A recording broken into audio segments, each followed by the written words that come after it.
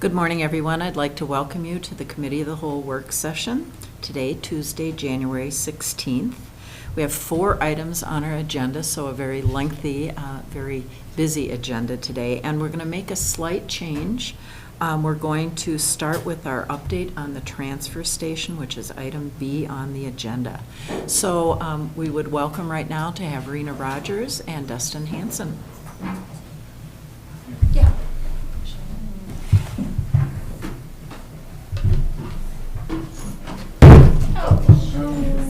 Welcome to both of you on this warm. We'll just take a slight pause before we get going here. There we go. It's twice as large. I have a friend who has one that's nearly a gallon, and their partner is teasing about it. Oh, James is here. no. There you go. Thanks, James. Apologies, family mini crisis. Not immediate family. I mean immediate, but not done. But close. We're all okay now.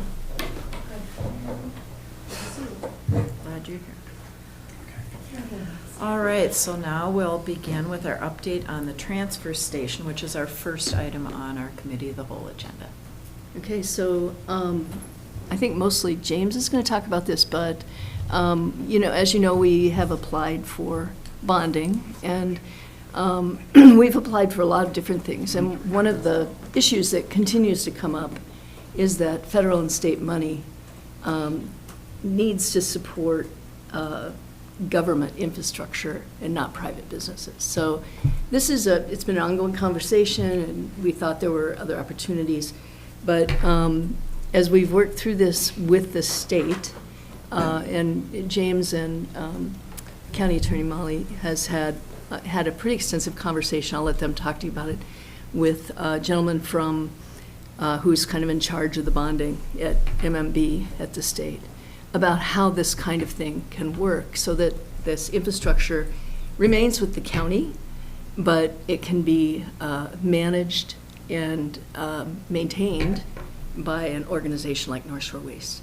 And what that does for us is it finally kind of opens up that door for us to be able to bring federal and state infrastructure money into the county for public purpose, and in a way that this county and individual businesses in this county could never afford to do themselves, because they would have to pass those investments onto the local residents and businesses, which makes it pretty much impossible. It's not a sustainable process.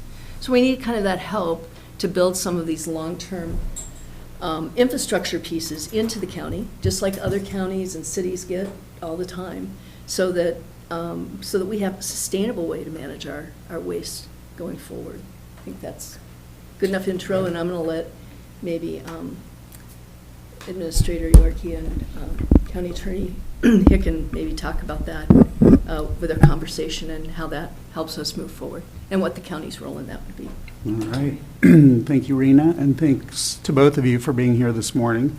As Rena mentioned, Molly Hicken and I did have an opportunity on Friday to have a conversation with Roger Behrens, who's with Minnesota Management and Budget, to talk about the bonding application, that is a state bonding application for the transfer station. Just for the public's benefit, the county has applied for 2 separate bonding packages. One is for the capital improvement plan related to the proposed judicial center, and then a second one for the transfer station. And as we've been working with MMB to kind of figure out how to make this work, the sticking point has been the ownership of the facility. The state will not bond private projects. And so the question is, how do we partner with North Shore Waste to meet the state's requirements so that we can secure these state dollars in support of the transfer station, and also meet all of MMB's requirements in terms of ownership and whatnot.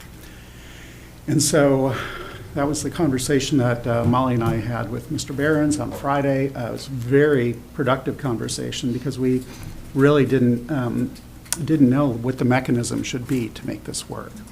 And so what he shared with us is that, first of all, in fact, the county would have to have ownership of the building and be responsible for its operations. And that sounds like probably the initial reaction is, wait a minute, the county doesn't do that.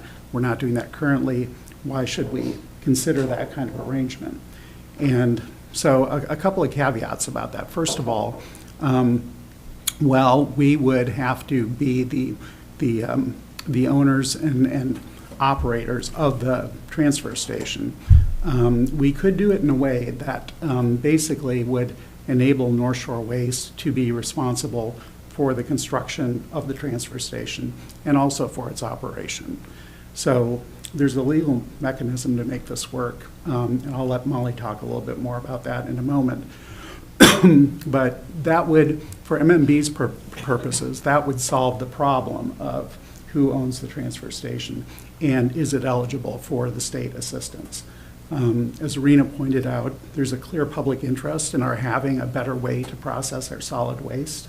Currently, for folks who've been to the transfer station, all of that material, the construction and demolition waste, old appliances, that's all getting processed outdoors. If people are bringing in boards from houses that they've torn down, if there's lead paint on those boards and it's peeling, those chips of paint are just falling onto the ground. And that can leach into groundwater, it contaminates soil, it contaminates water, and it's not a situation that anybody wants. And so the transfer station would enable us to start doing that processing indoors. It would tremendously benefit the environment, also air quality, it would reduce litter, and also enable North Shore Waste then to start hauling waste down to Duluth Superior in semi-trailers versus the Packer trucks that they use now. Would basically double their fuel efficiency in terms of moving that material.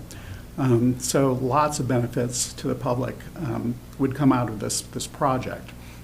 And so our question now is, how do we make this work to meet the state's requirements? And Molly, if you want to talk maybe a little bit about the information that Mr.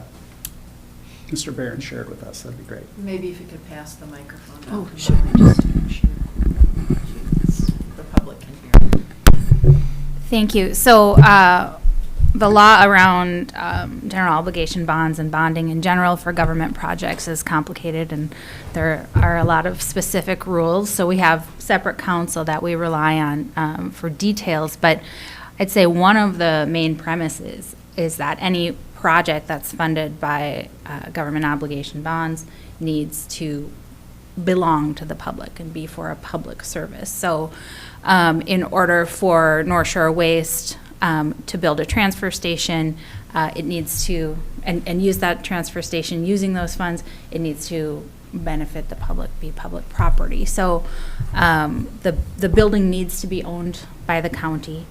The county needs to be the one that receives the funds.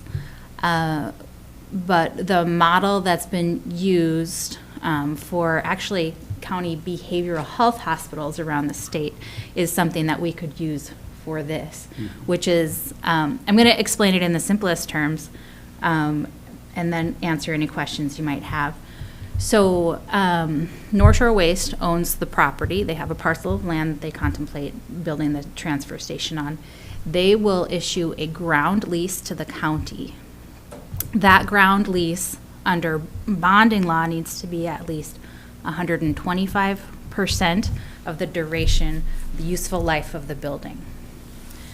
So if the building's useful life is 50 years, then the 125% of that useful time, I should have used a better number than that. 62 and a half. I remember.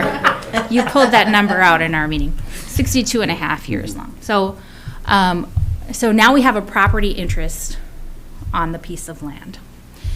And then we can enter into a use agreement with North Shore Waste that says, you can use our property interest, you can build under our ground lease on this property, for the very specific use of a transfer station over this period of time. That includes constructing it, that includes operating it, and we can build other conditions in, this has to benefit a certain percentage of residential garbage customers in the county, other things like that. And so now we have a mechanism for them to build that. Again, the asset belongs to the county. The asset belongs to the public. And that use agreement, when it expires, leaves North Shore Waste with no rights to continue operating in that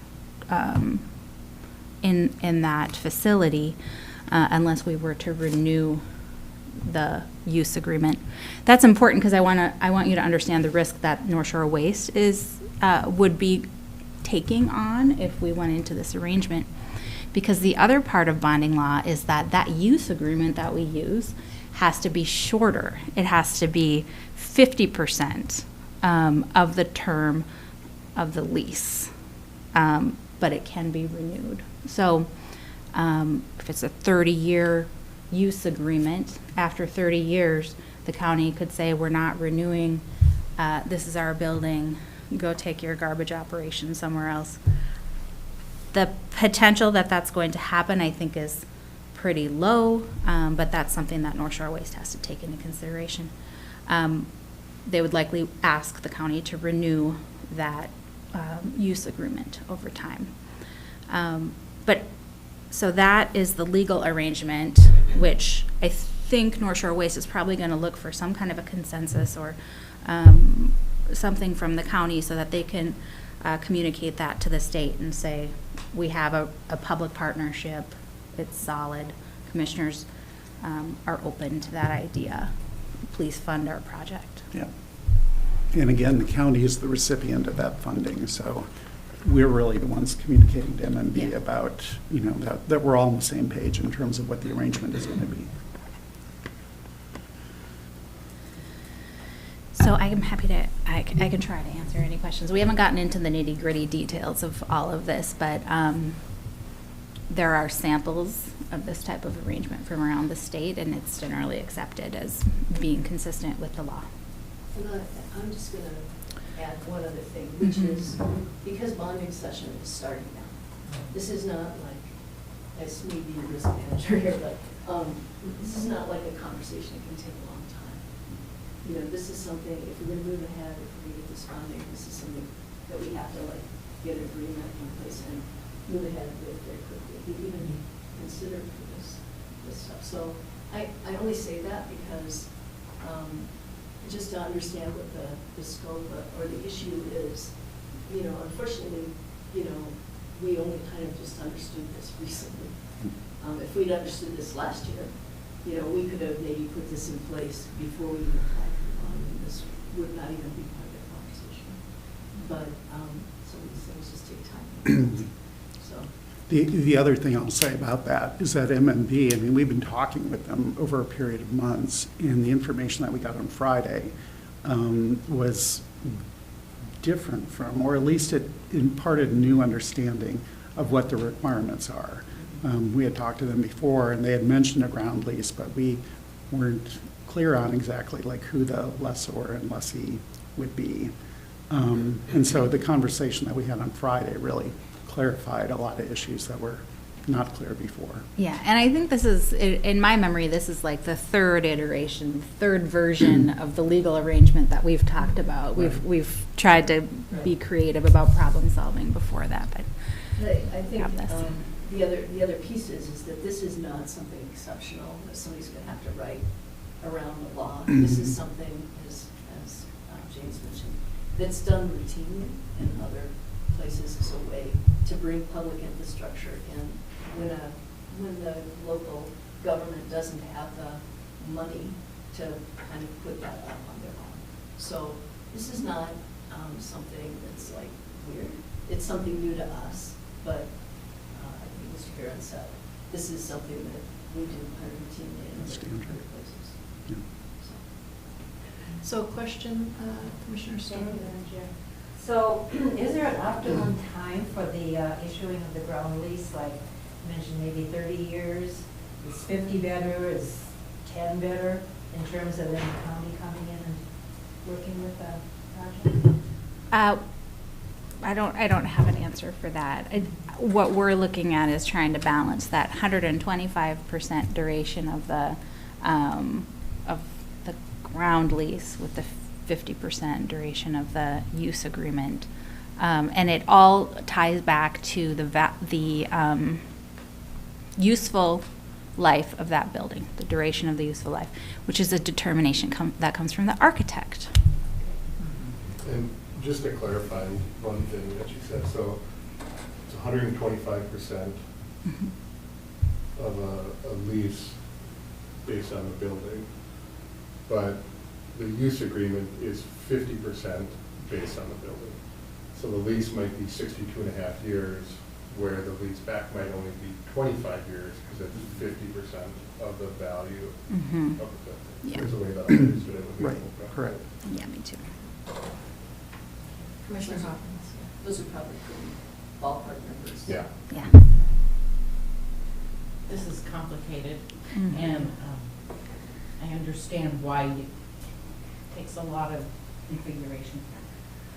I am wondering, when we talk ground lease, use agreements, Mhm. is this in any way related, like at the airport, we have leases, county owns the land, and we have these lease agreements that you get to have your hangar at. Yep. It's your building, Yep.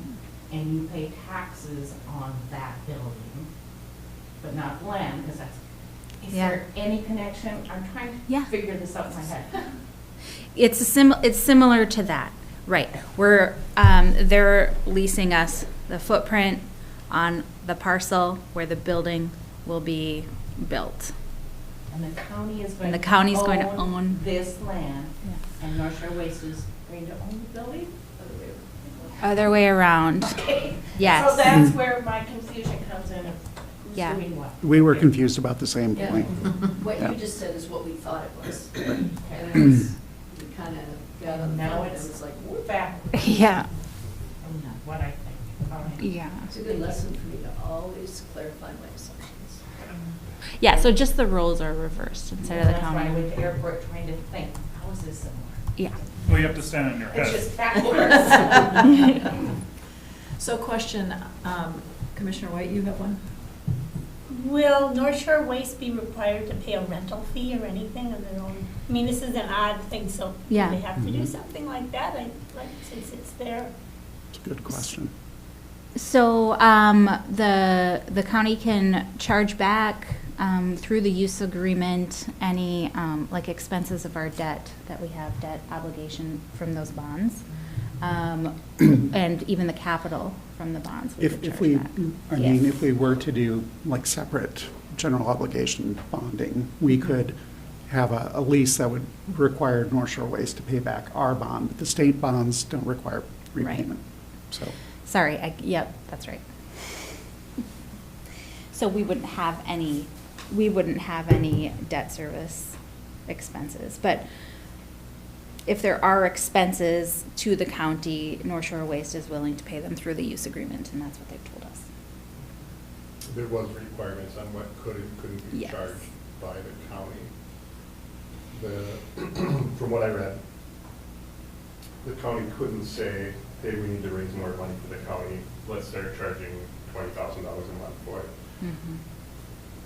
MMB required us to be able to reimburse or pay through rent or user agreement any expenses that the county would have, but that was it. Commissioner Hopkins, you Oh, I wonder if that answered. Okay. I was a little nervous. So, okay, I'm sorry. I'm gonna go with it, because I just wanna make sure I have it clear. The county owns the building, and we get money from, hopefully, cross our fingers, and state bonding money to put up this building, but it's not enough to put up the building. And if that use agreement states that North Shore Waste is putting in the balance and not the county to make that building? So that's a really good question. Again, I think that is one of the complications of this.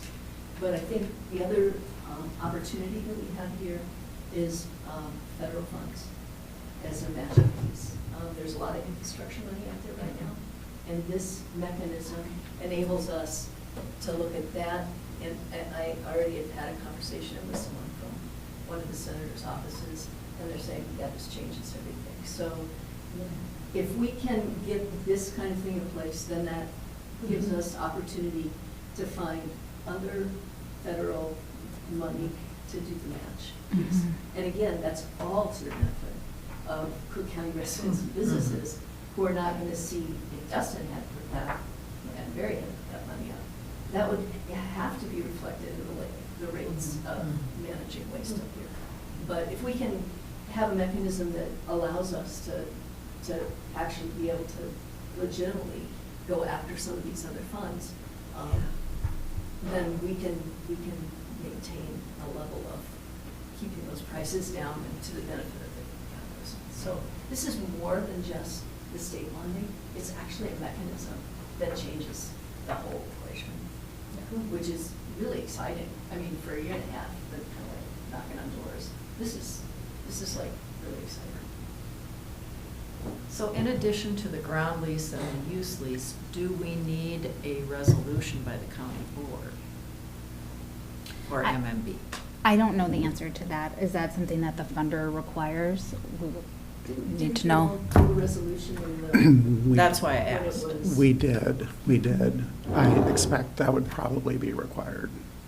I don't know that for a fact, but they would need some kind of formal action by the board to say, yes, we are going to do this. I would think assume so. There's already a resolution submitted, that's what I'm saying, with. In Right. support of the application, yes, But yes. I don't know if they need something specific to the ground lease and the use lease. Mhm. So that's what I was getting at, that we might need to do another resolution to cover that. Yeah.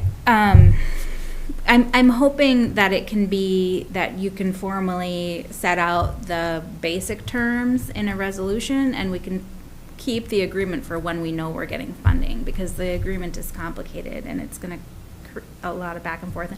I have limited time. I don't want to prioritize my time to a project that we don't know what's going to get funded. But yes, Seems like a might need question some for funding Mr. Barrett. or some Yeah. formalization of the consensus, I think might be needed. Commissioner Mills. Thank you, Madam Chair.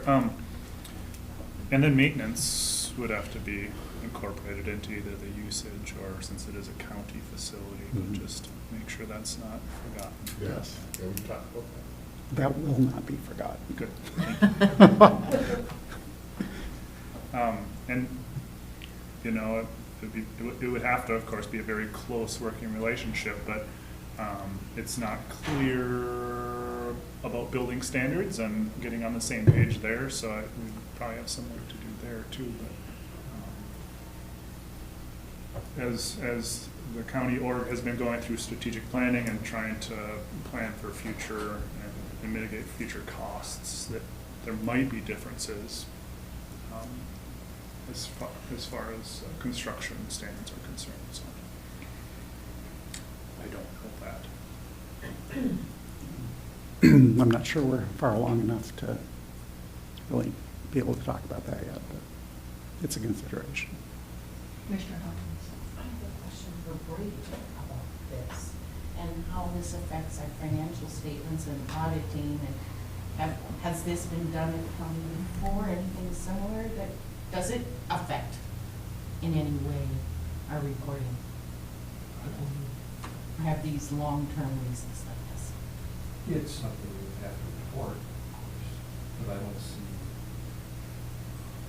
I can't anticipate anything truly unusual. Other questions or comments by commissioners? Attorney? That just brings up a question we might want to answer too, which is if the asset is owned by the county, who insures the asset? Does that need to go on our roll of facilities? Does it cause extra expense to the county, or is that something that NSW through their use agreement could agree to ensure somehow, and I don't know the answer to that. Maybe MCIT could help us. We have to check that with MCIT. Yeah. They have some, they don't insure liability at an airport because we're the only one. For example. But these sound more, I think they'd be familiar with this from the sound of it. Yeah, we just need to call some of the counties that already do this and just see how they handle those kinds of issues. Mm-hmm. I think when we built this addition to the courthouse was probably more complicated.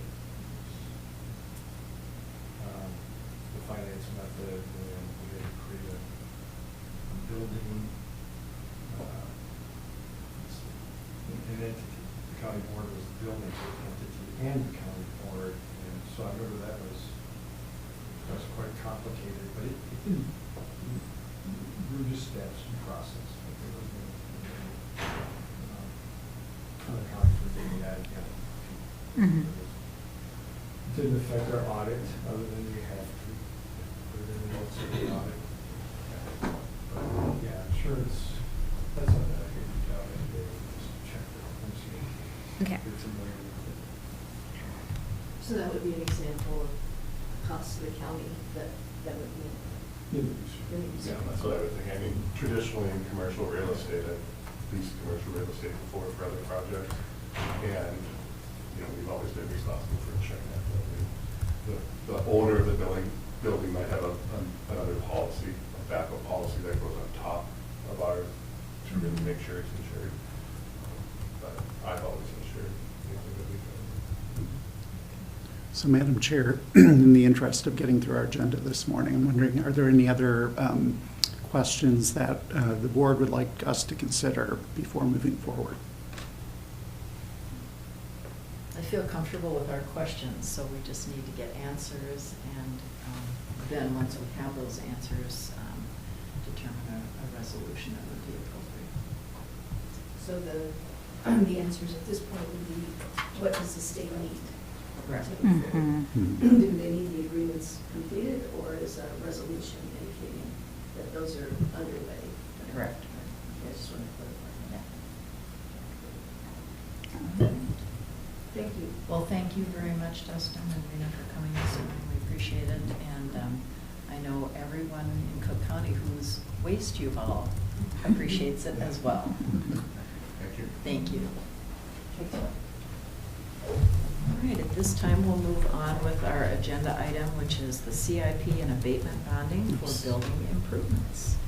All right, and I'm going to pause briefly to get Bruce Kimmel on the phone.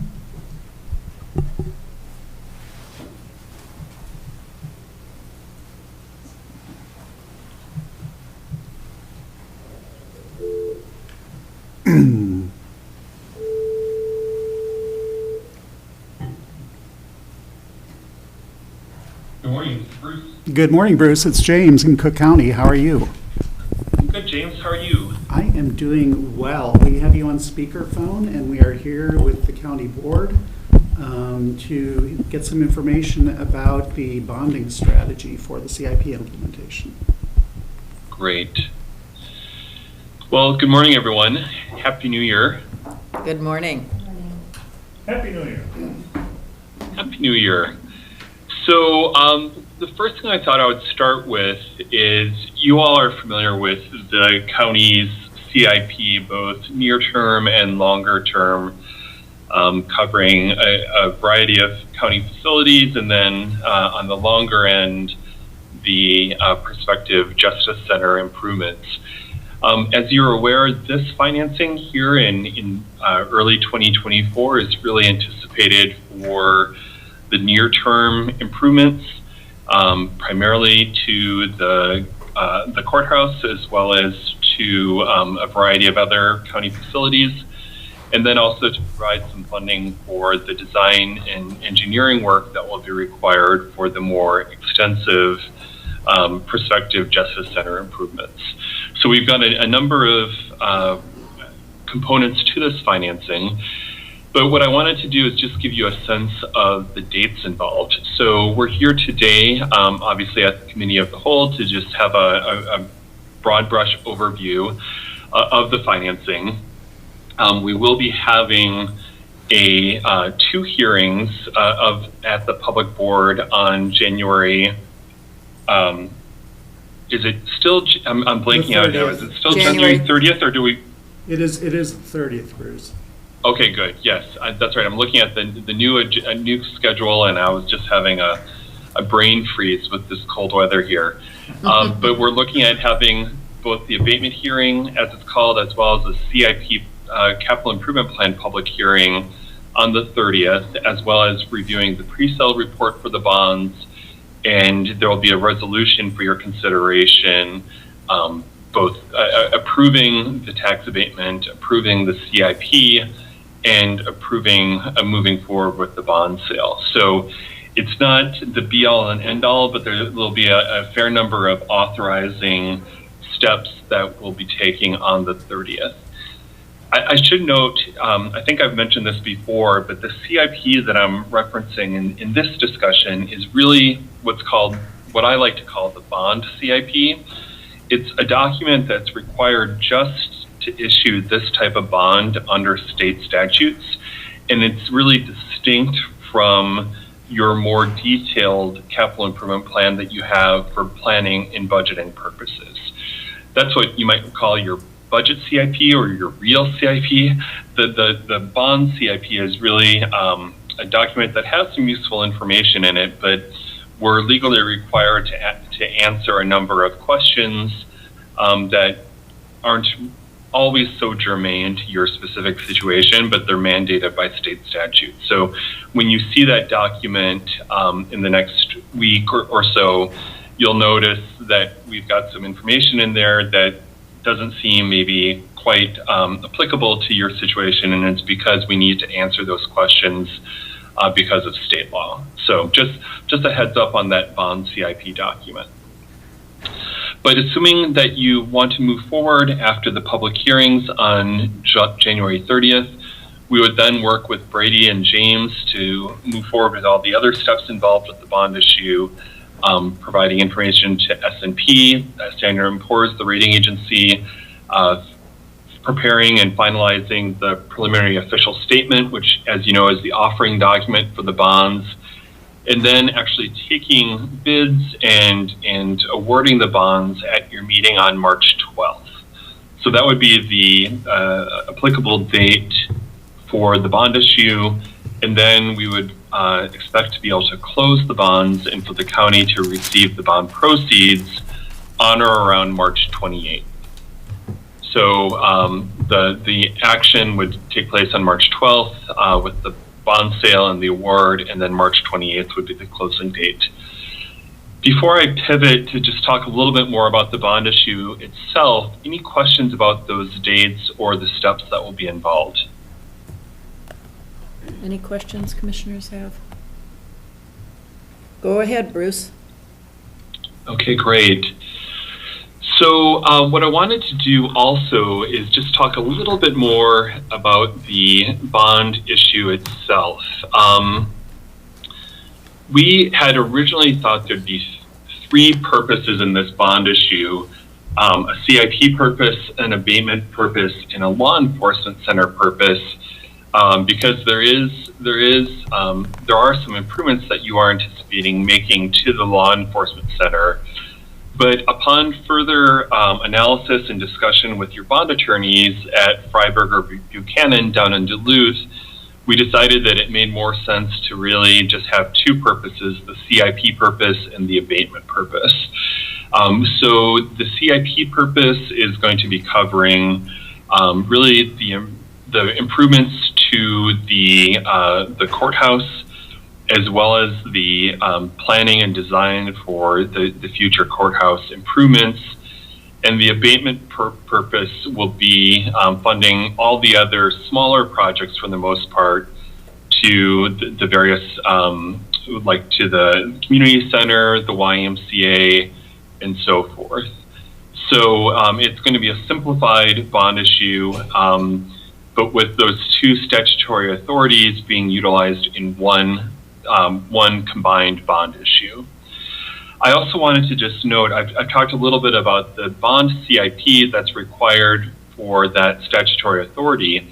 But I wanted to mention the abatement as well. Some of you are maybe familiar and remember the abatements that the county has done before to help finance improvements at Superior National, as well as the one roof housing in Lutzen. And this abatement is going to be similar but a little different in that you're going to be using this tool to fund county facility improvements as well as those town hall improvements. So it's going to be a little bit different than Superior National or One Roof, but a similar mechanism where we technically identify some parcels of private property in the county from which we are quote unquote abating the taxes to pay the debt service. But in actuality, this portion of the bonds will have a debt levy, just like the CIP portion. So it's a funding tool that we can use under state law to fund public improvements. And so we're choosing to do that because it's going to be more efficient than doing something separate from the CIP authority. But it requires this sort of mechanism with the tax abatement in order to make it work. What I will note, and some of you have heard this before, is just because a parcel or parcels are identified for this tax abatement, this doesn't change their tax status or the taxes they pay relative to any other parcel or property whatsoever.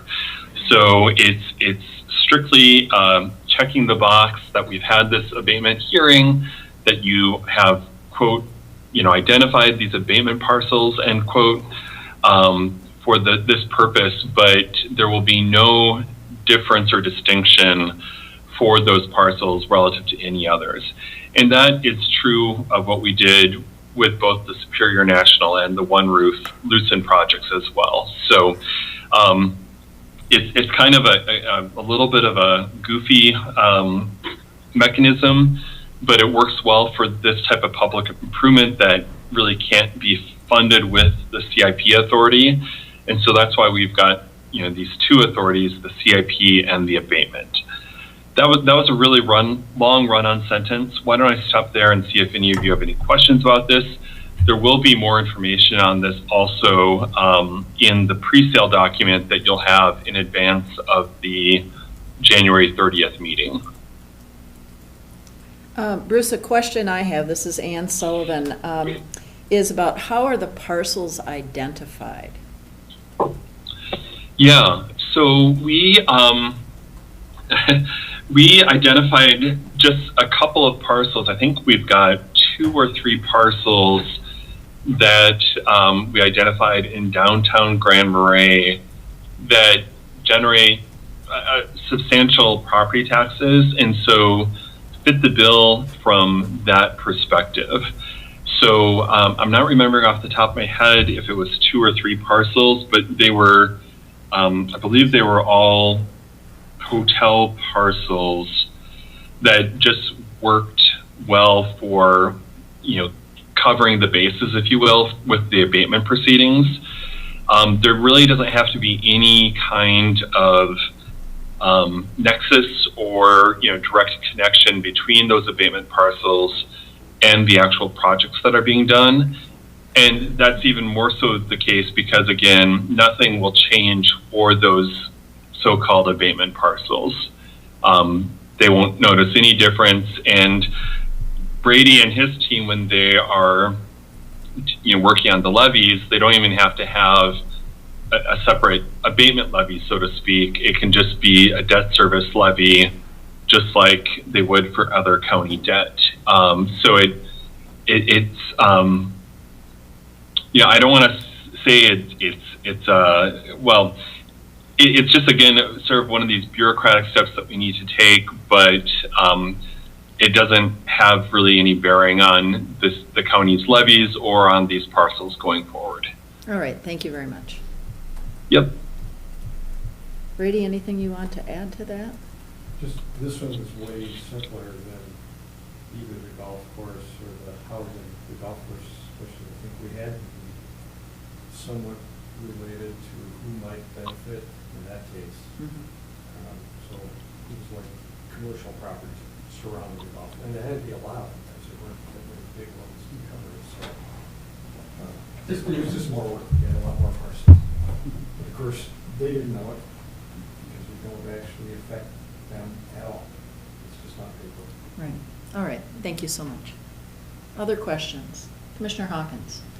Yeah, thank you, Bruce. I'm still kind of confused about the CIP bond and the abatement bonds and the reasons for separating those out. But maybe when we finally get your information and I can read it, it might make more sense. So one of the questions I do have right now, is there an interest rate difference between the two different types of bonds that you would issue?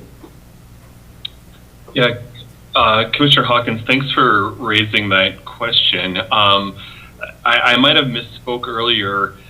This will be one single bond issue that will have a GO pledge, general obligation pledge of the county, and will have one credit rating from Standard & Poor's. But what you'll see are two columns in the sources and uses of funds, the CIP column and the abatement column. And the only reason why we have two different purposes or two different columns are because there are certain types of projects that can be funded with the CIP bonding authority, and there's certain types of improvements that can only be funded with the abatement authority. And so if we could bond for everything using CIP, we likely would just do that because it would be simplified. But state law has a very specific list of the types of county facilities and improvements that can be made or constructed with the CIP bonding authority. So that's why we have two authorities going on, but they're both within the same bond issue and will therefore have the same interest rates and everything else. So when we receive your information then for us to consider, will that state statute be in there so I can just read it and know what it is you're talking about? We typically don't include that in the pre-sale report, but there will be references to the statutes, yes. Okay, it would be helpful for I can send this to you. yeah, just to make sure I'm understanding what you're talking about. Yeah, you'll approve Sure. resolutions, and the resolutions will cite all the statutes. I'd just like to read it myself ahead of time. Yeah, absolutely. We'll make sure that that is front and center, and the CIP document, the bond CIP document, will also have some of the information really specific to that bonding authority. Thank you. Other questions or comments by commissioners? You have something else, Commissioner Hawkins, I can tell. But I'm wondering if he's continuing, he might answer it. I can just wait until the end. If you got it. Go I'm gonna ahead. jump ahead though if he's gonna say, well, I'll cover that. So, as far as the CIP bonding, it's for courthouse improvements and planning and design. Now, our planning and design is probably gonna cost us at least $1 million. I am wondering, if this board chooses not to move ahead with the Justice Center as we currently are thinking maybe we want to do, we decide not to hire an architectural firm for $1 million to do that work, but we decide there's another avenue that we can use. Are we out that money then, or can we reapply it to new windows someplace else?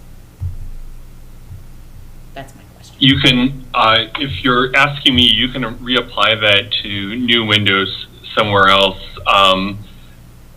And that's one of the reasons why we're being somewhat broad in the description of projects in the CIP document that you'll see coming up here soon, because we want to have some flexibility there.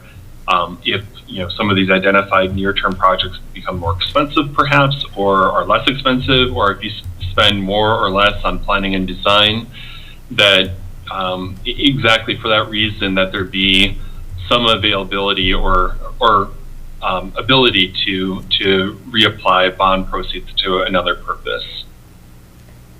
Thank you, because I'm trying to. And even if you don't have purposes, you can always use unused bond proceeds to pay debt service on the bonds as well. So you're never out the money. We want to make sure that you've got eligible purposes to use the bond proceeds. Yep. Okay, I think that answers my question. Thank you. All right, thank you. Other questions for Bruce? Looks like there are no other questions. Anything else that you'd like to share with us? No, I think that was really it. I misspoke though earlier. I mentioned town halls, and then I remembered we aren't going to be bond funding those projects. We'll be using cash to fund those. So here we're really focusing on the courthouse improvements, the law enforcement center improvements, some improvements to the highway department, the community center improvements, and I think that is it for this bond issue, along with planning and design for the judicial center project. So just to clarify, and you'll see again more on that in both the bond CIP document and the pre-sale report. And we'll look forward to having that discussion with you on the 30th. All right, well, thank you very much. We appreciate your time this morning and responding to our questions, and we'll look forward to all those documents, and we'll see you on the 30th. All right, thank you very much. Thanks, Bruce.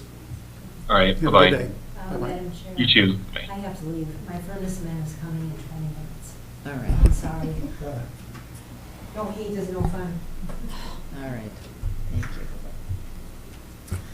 All right, next item on our agenda is Commissioner Legal Training, but since Commissioner Starley is leaving right now, let's take a short 5-minute break, and then we'll move forward. Okay. Thank you.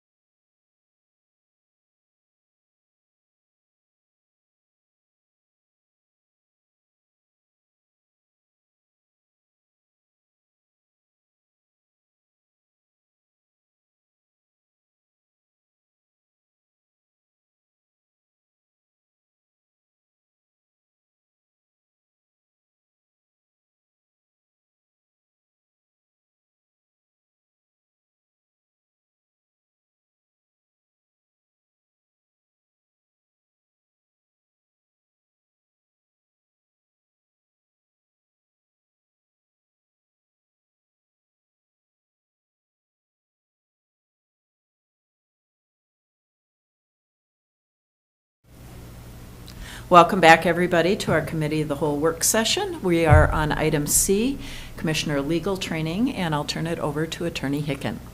Well, thank you, Commissioner Sullivan. And thanks for the time. I intend to just take about a half an hour and then open it up for questions. Actually, you can interrupt me anytime if you have questions, but I have about 20 slides.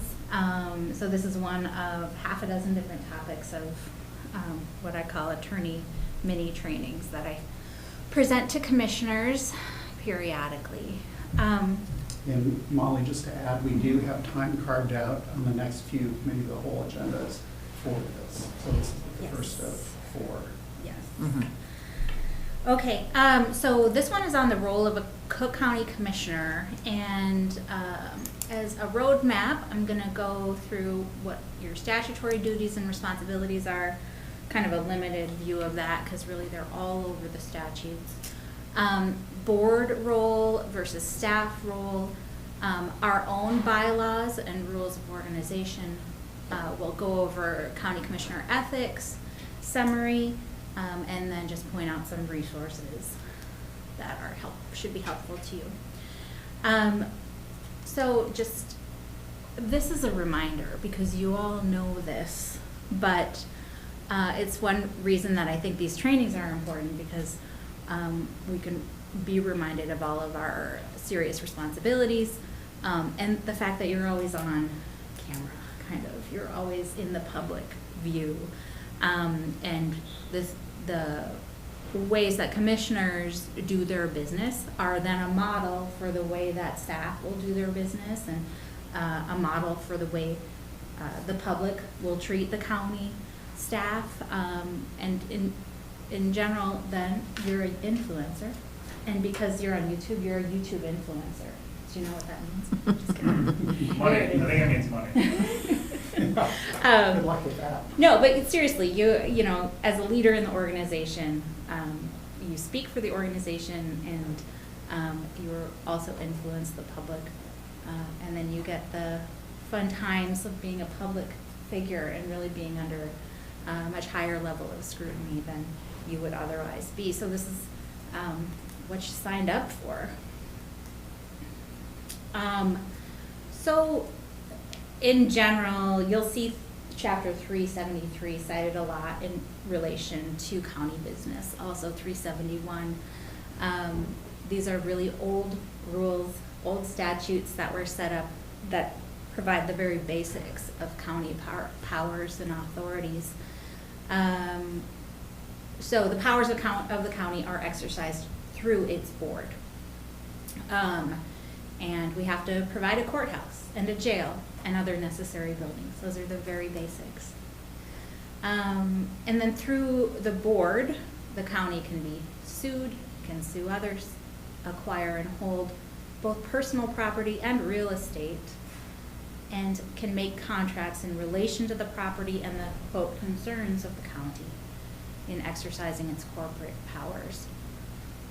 So that's what's in 373, and then as I mentioned, there are other powers and duties of the county that are spread all over the Minnesota Code and statutes in different subject areas, like public health, parks, solid waste, roads and highway, and land use.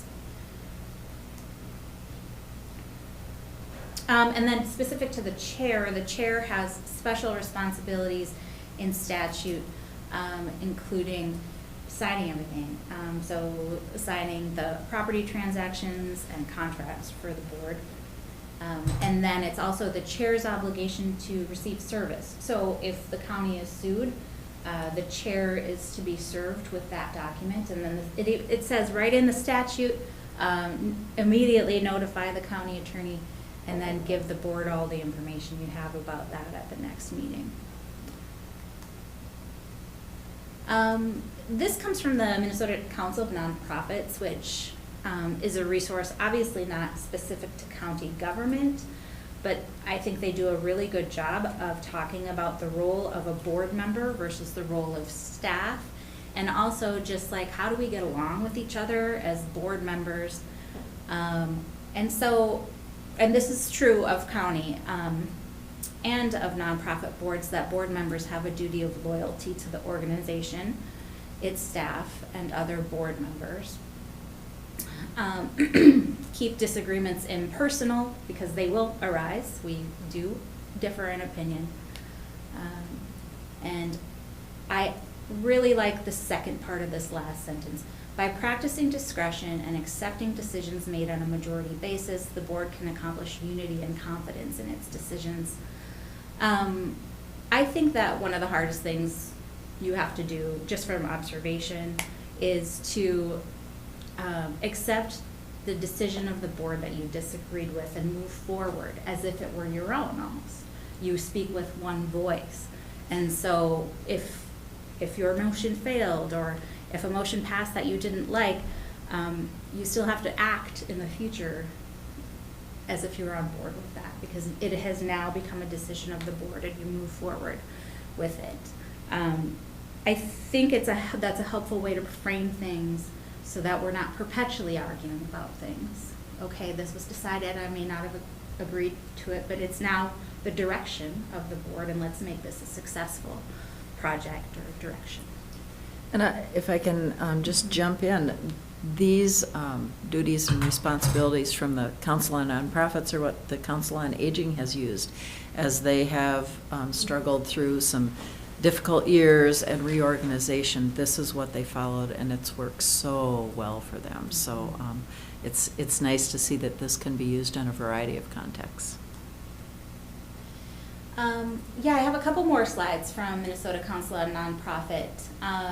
Another quote of theirs is an organization, the board of an organization are trustees who act on behalf of the organization's constituents, including service recipients, funders, members, and taxpayers. So we're thinking kind of this is kind of a broader definition of constituent than you might typically think. My constituents are those in my district who voted for me. This kind of broadens that. And I think it's more true to the way we actually operate. And then we have a long list of basic responsibilities of the board that the Council for Nonprofits provides, but I think all of these match. You determine the mission and purpose. You hire the chief executive, who then helps with day-to-day operations. Or actually has the full responsibility of day-to-day operations, whereas you are the policymakers. Organizational planning is under your responsibilities. You need to make sure that the programs of the organization line up with that mission and that they're effective to carry out the mission. And then, of course, securing adequate financial resources.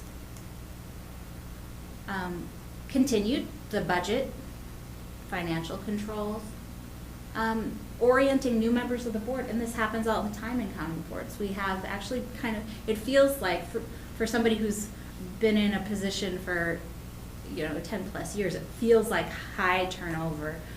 So and I'm not saying that's good or bad. What it means is that we're constantly learning, constantly training new members. It's your obligation to adhere to the legal and ethical standards and norms, and to clearly define and articulate the organization's missions, accomplishments, goals. And so in this view of what a board member does, it is part of their responsibility to kind of communicate too about what the organization is doing and to support its public image. County management, so we're switching to a little bit more specific to counties and county commissioners. You're developing and adopting county laws. Those come in the form of ordinances. Developing and adopting county policies. Overseeing the personnel system is another part of your job. So I think about that county employee handbook. That's something you should have, you should understand and see and know which policies are in it, because that is under your responsibilities also.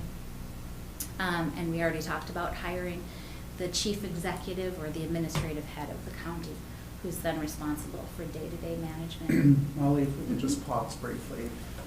In my last county position, I worked under a county manager form of government. And in that, the county manager's office was responsible for administrating it. There was a human resources department that responded, or that was reported to the county manager. Mhm. And the board didn't have that kind of oversight or stamp of approval of hiring and termination decisions. And that's a different model than we have. So here the board does have that responsibility. That's why you have on your consent agendas, new hires, terminations, et cetera. And that was something that coming here, that was kind of new to me. I wasn't used to the board having that role in those decisions. But it makes sense to me. Mhm. But it's also important to distinguish like the administration of any kind of discipline when there are performance issues. That happens at the administrative level.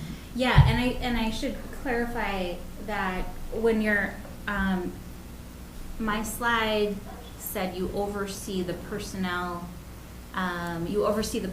system. So that means you help determine the policies that our staff has to follow, the policies connected with hiring, firing, and discipline. But it doesn't mean you're actually in there making those policies work. You're not applying, the situations to the policy. What you're doing is directing the policy. This is how our organization is going to run. Staff, you need to work in consistently with these policies that we have created.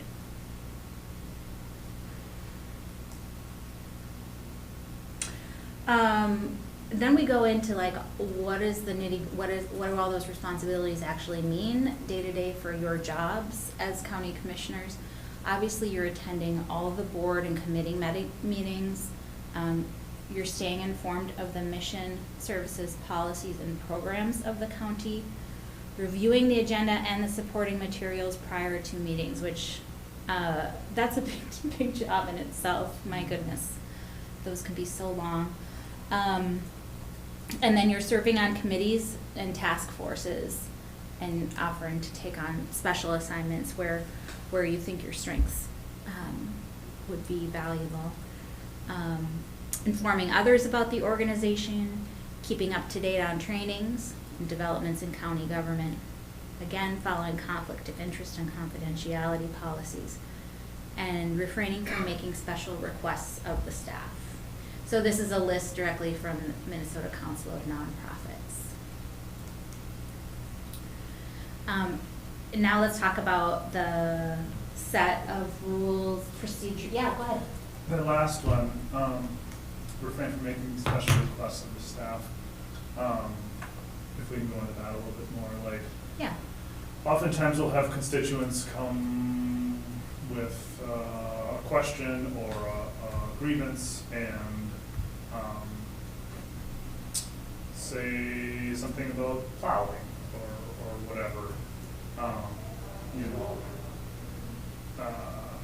Rather than emailing James and asking him to run down that, what I would do is email Robbie and carbon copy James on there. And if that's not, if there's a better way to do that, if it is better to email James and have that request of Robbie for whether it be information or clarification, I think that'd be helpful.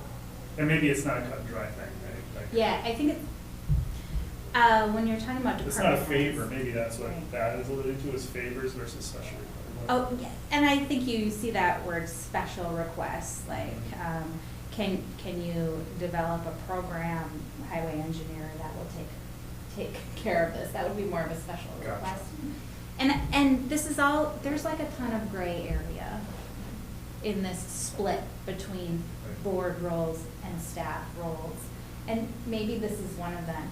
I think the cleanest description of it doesn't actually fit reality for the reason that this is one example of why, but it's a principle to return to every time you consider, well, I'd really like to ask that question, to to Mitch Everson about septics, to channel that through the county administrator, because the employees need to know who they are accountable to. They're going to, they're accountable ultimately to James. And there has to be that clear a chain of command.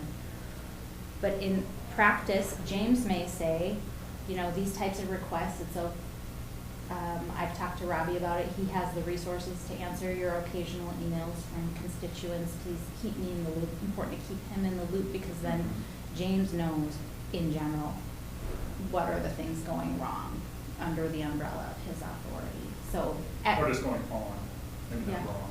Going on, yes. Yeah, okay. And so it sounds like it might be more appropriate for me to direct questions or requests at James. And James, do you have an idea of how you think it should work? that could get very, So first of all, I don't want to be a bottleneck, Right. right? I don't want to impede the flow of information between commissioners and departments. But you're right that when a commissioner directly emails a staff person, it creates a certain amount of pressure to respond. And may cause a staff member to think, oh, I've been working on this other stuff, but now this is a priority. And that can become confusing for people. So I think my suggestion would be, if it's a simple question, like, hey, do we plow County Road 6?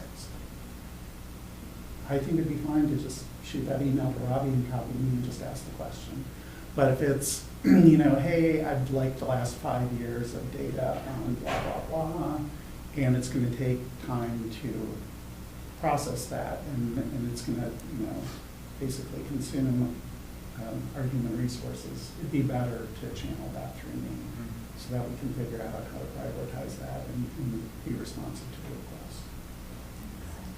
yeah, that makes good sense. And I would carbon copy you regardless, but yeah, I guess for those Mhm. larger requests, I will make sure that, it's more directed at you so you can help triage. Yeah. Good. Thank you. So I want to talk a little bit about our rules of operation or bylaws. Could you put the presentation up again? This is a quote from what our bylaws are for. They are for facilitating an efficient, fair, and well-reasoned process for fulfilling the board's responsibilities that is consistent with law and parliamentary procedure. So they're intended to kind of show the world and explain for our own good exactly how we're gonna behave in meetings, handle requests from the public, appoint officers, and how we're going to do that consistent with the law. It's a tool that's not just for you so that you can refer to it, but also for the public and others who want to know how county government works, how they can have a say, what would happen if they showed up at a meeting and wanted to talk, who they should send a complaint to. All of those things are also in the bylaws. So I think it's a handy tool to know about and to refer to probably when you're having conversations with constituents too. And you'll also kind of know how to handle those complaints and requests if you've got the operating rules. I also want to make the point that this is a living document.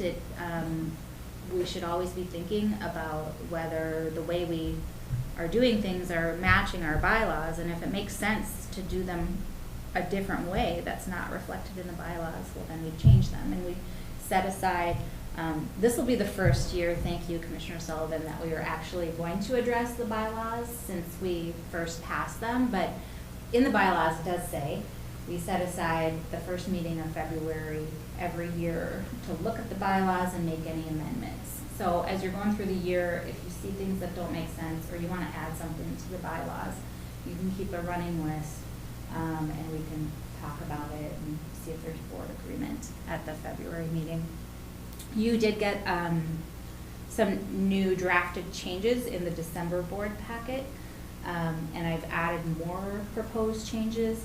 And if you guys can get me any proposed changes that you would have before that February meeting, we'll get them all into the document so you can see how they would look, and then you can discuss what you want to do. Red line? Red line. Great. But we didn't have anything like that until 2020. So it was a big project, and it had a lot of engagement from the board. Well, and it's certainly important because statutory changes occur, and we need to make sure that our handbook reflects those. Think about in COVID, where suddenly we had online meetings and things of that nature. And so we have to be nimble, and that's why we need to look at this document regularly. Yeah. So when I put together the commissioner handbooks, I print out a copy of our current bylaws. That's why you haven't gotten a new handbook yet this year, because I want to have the up-to-date bylaws. So you should have a printed copy in that 3-ring binder, and it's also on the intranet, right in the commissioner's page, unless it's moved. So you can find it easily, the public can find it easily. So all kinds of topics are covered. This is just a short list of the basics, but it includes the expectations of you as commissioners are in there, and what I've talked about already.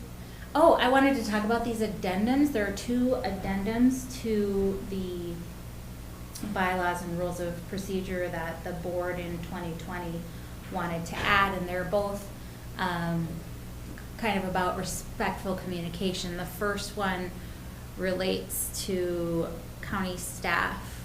The basics is we commit to support an environment in which everyone may voice their opinion free of personal attacks, welcome constructive criticism without defensiveness, intervene and interrupt when abusive language is used, and it says we will adopt guidelines for civil discourse, which is then the next addendum.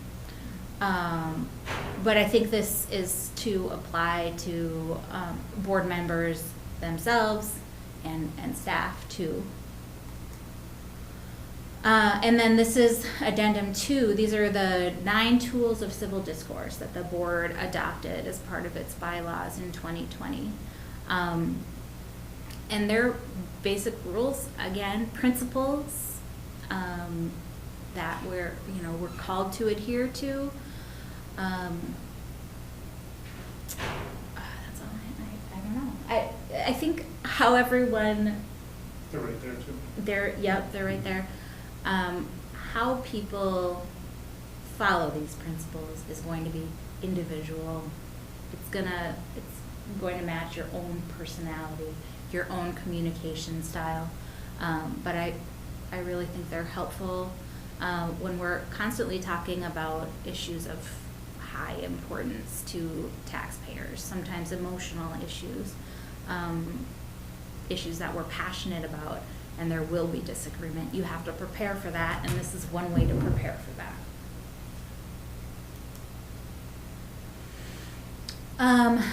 Ethics. I wanted to go over a couple of basic rules of ethics for commissioners. This one is not to accept gifts, and obviously the principle behind that would be you don't want to open yourself up to influence or cause other people to think they could influence your decisions by providing you some personal gain. So gifts in general are disallowed. There is a list of exceptions, and on those exceptions are campaign contributions, trinkets and services of insignificant value, food and beverages when you're traveling, and gifts from family members. You can still participate in your holiday gift giving. Conflicts of interest. And I want to mention the ethics guide for counties is where I got this, and that is a publication of the Association of Minnesota Counties. a great resource for all kinds of things. But I just even snipped something right out of the publication for conflicts of interest. There's a statute, there's actually a couple different statutes that could be interpreted to include county commissioners. This one is the clearest, is the most clearly applicable to your work as local government officials, which says no county official may have a direct or indirect interest in any contract, labor, or business in which the county is a party. And this creates a criminal penalty for conflicts of interest. So I like the short description of what this obligation is that they use, which is that county officials must not appear to trade on their position for any personal advantage. And then there's this bit about public scrutiny, which I think relates to conflict of interest when we're talking about an appearance of a conflict. So sometimes something isn't an actual conflict, but it appears to be a conflict, or it might appear to the public to be a conflict.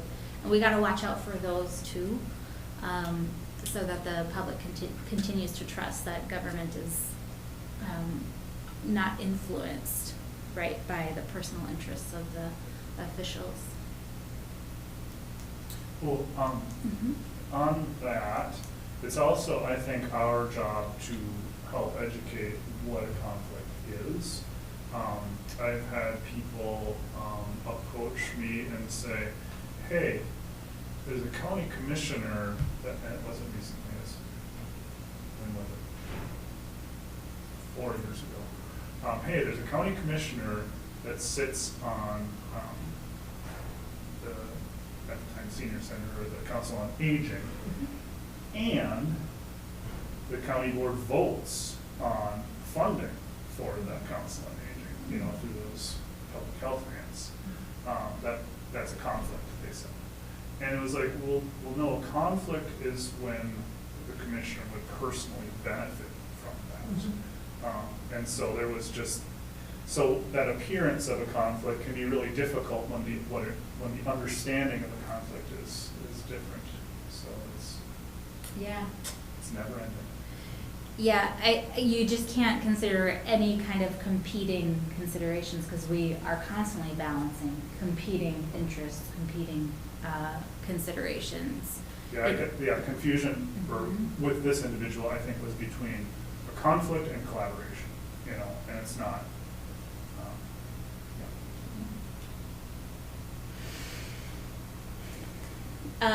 These are suggestions on how to avoid conflicts of interest that, again, come from the Association of Minnesota Counties. And this is a lot of words. It's too many words for a PowerPoint slide, so I don't expect you to read them all right now. But a few of the examples are: you should avoid using non-public information that could provide an unfair advantage to, you know, before it becomes public. You don't want to use that information to either give somebody an advantage, or that could affect an individual negatively, an individual or a business negatively. Avoid accepting any kind of employment or involvement with a business or an activity that might require you to use county information, confidential or non-public information, so if you're in a nonprofit board, for example, now you have a duty of loyalty to that nonprofit board. You want to avoid being a member of a nonprofit board that would have competing interests with the county, for example. Or be open about what those competing loyalties are and remove yourself from the conversation, participating in the decision, and voting. But in general, you're going to avoid the big ones. And so that might be a really good reason for the ex officio role that we often play too. Just whatever makes the process smoother and non-competing. Just, you know, sometimes it can be confusing, like, why am I even here if I don't have a vote? And it's like, well, there is being part of that conversation and just for a future potential vote too. And information gathering, I think, is a really good ex officio role.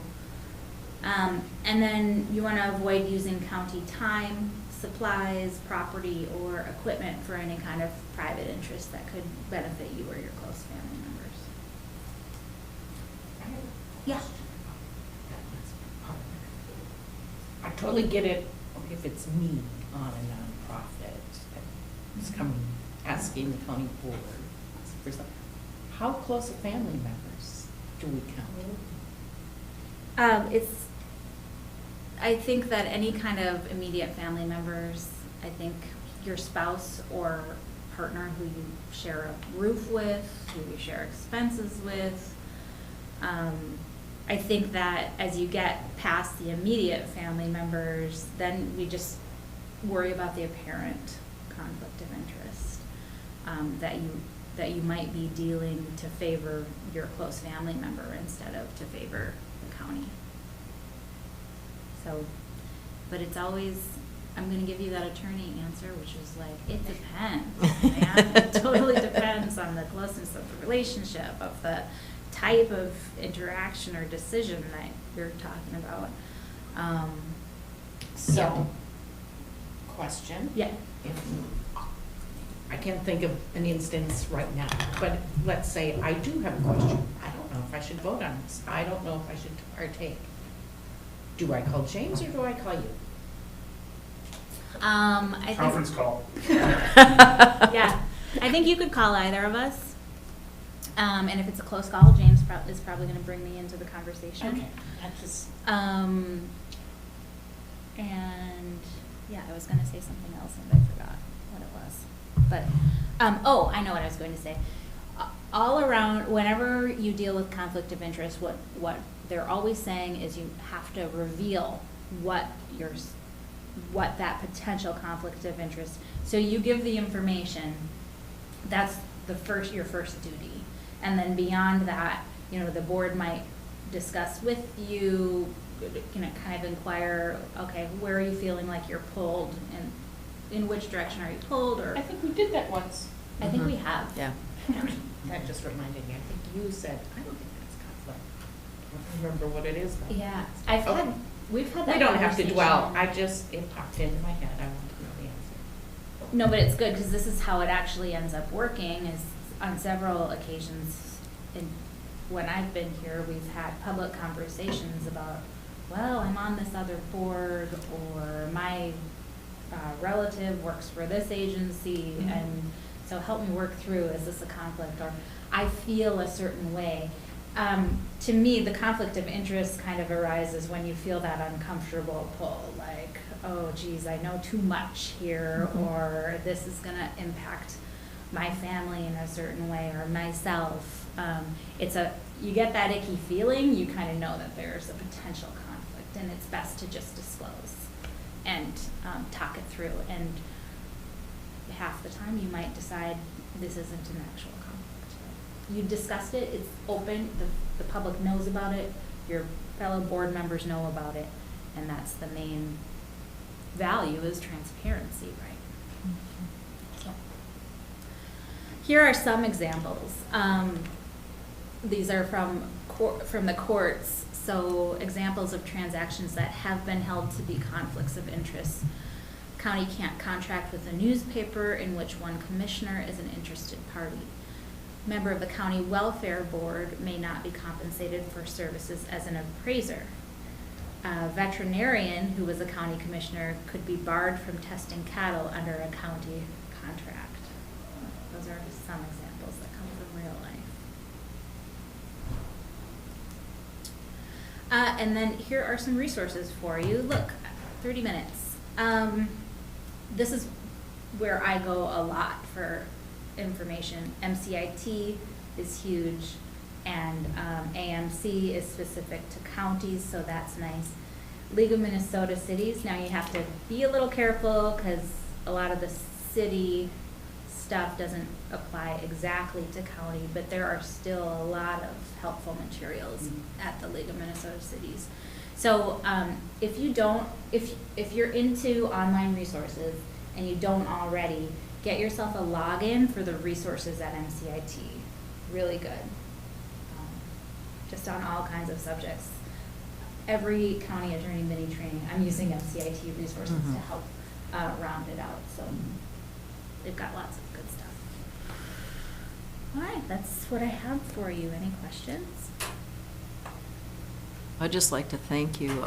This is so important that we do this on a regular basis, and nice to do it in conjunction with reviewing our handbook and updating it. So thank you very much, because I know it takes a lot of time to put this together.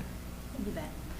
What I will do is I'm going to put a little waiver on here that says this is intended for county commissioners. But then I'm going to distribute it to you guys so you have it as a resource, the actual PowerPoint. Thank you. And then I'll also attach some of the articles that AMC and MCIT have written on these subjects, so you can have them. That would be helpful. Well, thank you very much. You're welcome. All right, at this time, we'll go on to item D, which is an update on town halls. And as we know, Commissioner Storley had to leave, and she was going to be providing some input on our town halls in the West End. But we will do the best that we can as we move forward. So I'll ask Jan if she can just pull up the presentation so we can share that with the public. All right. So we have 5 town halls in our county. Do you want the clicker? That's fine. We're good. And today we're briefly going to explore the history and the current status of each of the town halls. Questions have come up about why are some under the jurisdiction of townships, why are some belonging to the county, and why is maintenance and liability and day-to-day operations different between town halls. So hopefully today we'll explore a little bit of this. So townships are the original form of government in Minnesota. Some of you may remember that from your Minnesota history class in 6th grade. And one of the things that's important to know is that originally, back in 1787, when townships were started as the foundation, a township was very tightly defined. It was 36 square miles. Our townships in Cook County are not 36 square miles. They were developed a little later. They are unincorporated communities, and the key is that they're governed by a local board of supervisors to create more local control. So if you can just get the concept of townships, which we have in the West End, are about local control. And those 3 townships, Lutsen, Schroeder, and Tofty, Commissioner Storley has a lot of information that she wanted to share with us today. But these townships are a little bit smaller than those 36 square miles. They fit the definition, a more modern definition of a township, which is an area of a county that's densely populated. That's really the only distinction. They have town supervisors. There are 3 of them in each of our counties. And they serve a staggered term, just like we do, so that the whole town board is not turning over at one time. On their board, they also have the chief deputy clerk, a treasurer, the fire chief, and the EMS chief.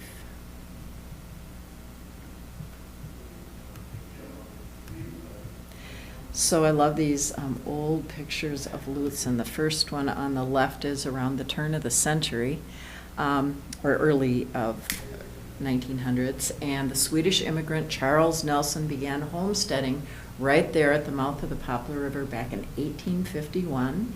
And it was just homesteading, but new immigrants arrived, and he kept providing them with lodging and meals, and that's actually how Lutsen Resort got started. It was the first resort in Minnesota. And after that, a post office, a general store, and a town hall were built to support local loggers and the fishermen that lived there. The ski hill got added quite a bit later, but happens to be now one of the northerly-most ski resorts in the lower 48. That's And where Clearview is now. Yeah, that's where Clearview is now. That's how I remember Lutsen when I was a kid. Just to give you an idea, that's why I chose that particular picture to put up there. So the Lutsen Township was formed, And they provide, obviously, a fire hall and fire services. Town halls provide a variety of other things. They can do road maintenance. They have parks, which of course Lutzen does. And Lutzen also provides some extra services like mowing, maintenance of the Lutzen Park. They have a ball field and a dog park as well. So those are some of their amenities. And here's an inside of the Lutzen Town Hall if you haven't been there. It's a pretty large town hall and supports a population of 537 people. That's the 2020 census data that we have there. And this is a facility that's rented out very regularly. They obviously charge for renting the facility, but they also get money from the state of Minnesota. Some of that money comes through taxes, and they just received a little over $4,500 from the state of Minnesota to help them with their operating expenses. And in Schroeder, this community was named for John Schroeder. He was a lumber baron, and he formulated the Schroeder Lumber Company bunkhouse, which is listed on the National Historic Register. And if you go down to the mouth of the Cross River, that is where a Catholic missionary washed ashore, and he was so grateful that he survived, he put up a wooden cross. And today that wooden cross has been replaced with a granite one. That's the one that we see here in the picture, and the one that is so well known today. So the Schroeder Township is a little bit smaller than Lutzen with a population of 213. They also just got funding from the state of Minnesota, a little over $2,300. And Schroeder does something different than Lutzen. They maintain 5 miles of road. They have a cemetery, a ball and dog park, and they own the Heritage Center building. And they get state aid funding for roads, and they also get taconite production tax funds because of their proximity there.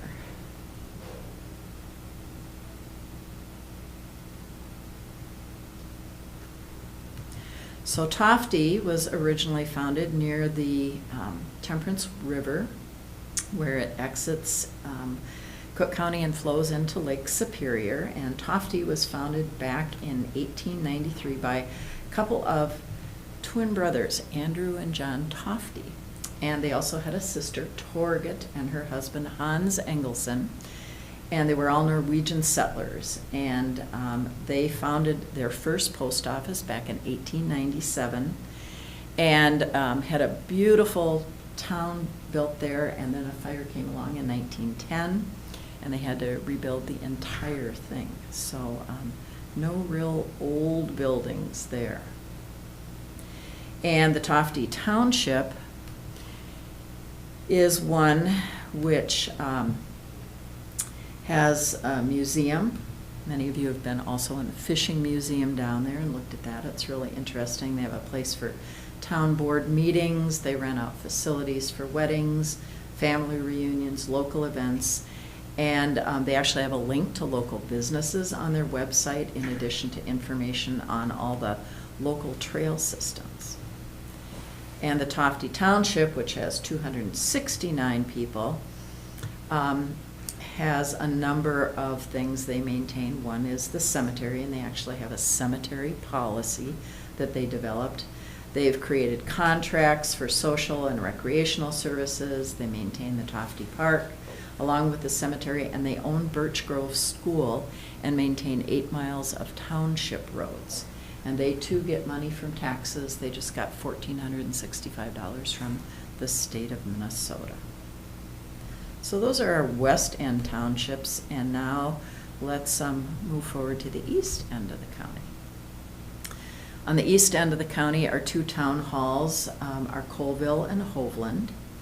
And these 2 town halls currently have a what I call a highly dedicated small group of individuals who are collecting funds, manage their checking accounts at a local financial institution. They distribute keys, and in essence, a few small people at each site manage those sites.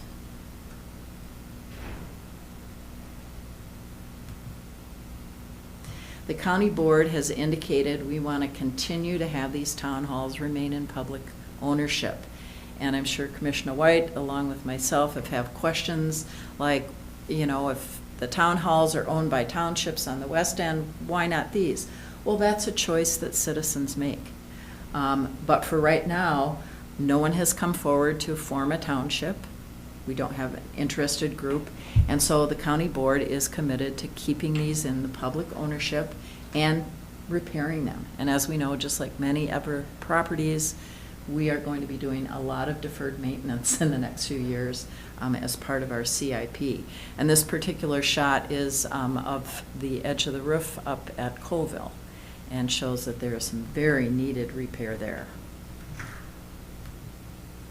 Colville was named after Colonel William J. Colville, who for a period of time homesteaded in the community. He was actually born in New York and studied law, and he came to Minnesota to practice law and also owned a newspaper where he lived in Red Wing, Minnesota. It was called the Red Wing Sentinel back then. And then eventually, after his wife passed away and after he served in the Civil War, he moved north to the North Shore, and he homesteaded there for several years, and then he became ill, and his poor health drew him back to southern Minnesota, back to Red Wing. But the name stuck. Colville is there. It does not have a population that we can identify because there's no post office, so there's no census data. So it is the only, in fact, town hall that we don't have a population size for. It was established in 1906, and according to historical records, was abandoned during the Great Depression, resulting in the county taking it over. And that happened in a lot of townships throughout the state of Minnesota. Depression was very hard and very difficult for them. The Cook County Historical Society has been really helpful in providing information, some of the history about the area. And so when I went in to check, I found out that there was actually a resolution adopted on December 9th of 1935 ordering the desolation of the town of Colville. Dissolution, thank you. Destruction. Ordering Oh my to gosh, desolation. I have a typo to correct, and which drives me crazy. So thank you for catching that. And so future funds were to be transferred to Cook County, and a community club negotiated a long-term lease for social functions. It was used as a polling place and any other governmental matters. So that's in the past. And really, it came to the county because it needed to have work done, and nobody at that time, towards the end of the Depression, had funding to do anything. So how about the town hall today? Well, it's used by a wide variety of people, the Girl Scouts, and they have yoga, different meetings. There's a sewing club, baby shower was there during the last calendar year. They had 4 potlucks. In conjunction with activities that went there, dance lessons and community dances. And they charge fees for those things. There's a charge of $25 for residents, $50 for a non-resident, $50 for a wedding or an entire weekend event. And then they charge $5 a day for yoga, adult dance lessons, and $20 a month to the Girl Scouts. And so that's any Cook County resident. That's any Cook County resident. And their bank account, I checked with Arvis, who was here earlier and had to leave, unfortunately, but their bank account currently is $2,269.32, and their largest expenditure, which is also the case at Hovland, is always their heating bill. So their Como bill was $414. But that gives you an idea of some of the ways that the facility is being utilized today.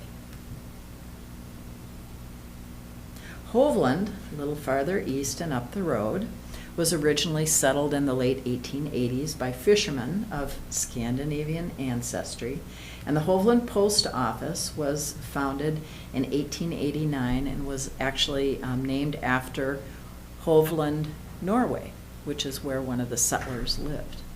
And the First Lutheran Church was established there in 1909, and of course the current Lutheran church, which is Trinity, is noted for its very distinctive stone architecture. It's just really quite amazing. And here is the only picture I could find of the original town hall in Hovland. This particular photograph, Dennis Waldrop from the Cook County Historical Society located it there at the museum, and that is how it appeared, and a group of residents back in 1899. But it's really fun to look at it and see how things have changed. Commissioner White. Was that on the same site where the existing one is now? You know, there was not information about the site location, so I cannot tell you that for sure. But I believe it was the same site. Is that This- sound off? Oh, you mean the, Yeah, just see the flashing with Oh, the that's- line through it. Oh, it just, It's just the TV's tele, on mute. yeah. Yeah. otherwise we would hear ourselves. Yeah. Correct. All right. Correct. I'm just confused. So these other documents which Dennis found, he's the manager and archive specialist at the Historical Society, brought these to me, and I thought they were so interesting, I just had to include them. So on the left is a copy, and I love looking at the names of the legal firm down at the bottom, Freiberger, because today in our presentation, Freiberger was mentioned. So they've been around for a long time in Duluth. And the envelope is just precious. A good try to keep Hovland a town. And the date on that was 1928. So it just shows efforts of citizens way back long ago wanting to keep this facility going. Now the town hall, we do have a population because they have a post office. So 150 was the census figure in 2020. And I talked to Dan Meyer to gather some information about the Hovland Town Hall. He said it was used 25 times in 2023. It is the least frequently used of our town halls. And I think all of us know it most famously for all the art festivals that they have there. Every 4th of July, or around the 4th of July, and then after Thanksgiving, they host these art festivals. This is from the photograph that you see from the Winter Festival that was held recently. And they have a checking account for the Hovland Town Hall, which is kept at a local bank. You can get a key to the facility from Dan or Patty Meyer, or at the post office during their open hours. And they have a lot of dedicated caretakers. And I really want to mention Dan Myers just met with me and provided me with the information that you see on this slide, which are what are some of the uses of the town hall.